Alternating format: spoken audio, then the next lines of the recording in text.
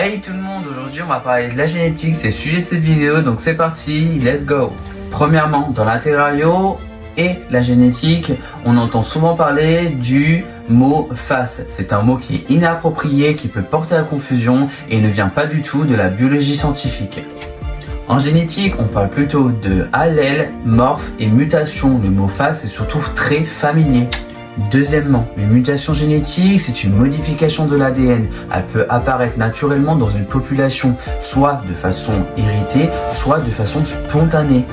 Chez les reptiles, ces mutations génétiques influencent surtout les motifs, la pigmentation, les structures des écailles et la répartition des pigments. Et on appelle ça des polymorphismes ou des morphes quand ces traits sont stabilisés dans des lignées d'élevage. Troisièmement, en génétique, on distingue deux choses, les gènes et les allèles. Mais c'est quoi exactement ?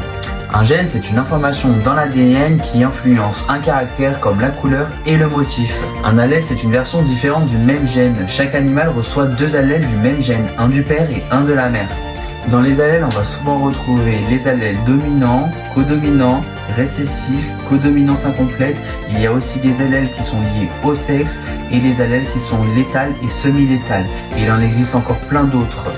Contrairement aux idées reçues, ces mutations n'existent pas que en captivité. On les retrouve dans la nature, elles sont juste moins visibles ou plus rares, car la sélection naturelle limite la diffusion. En captivité, l'élevage sélectif permet simplement de les stabiliser, de les identifier et de les reproduire de façon contrôlée. Quatrièmement, une mutation n'est ni bonne ni mauvaise, c'est une variation. C'est le contexte biologique, éthique et de sélection qui vient déterminer son impact réel. Et pour finir, une phase, c'est pas un mot scientifique. Allez, j'espère que cette vidéo vous a plu, que vous avez appris des nouvelles choses. Encore une fois, c'est avec plaisir de partager ma passion.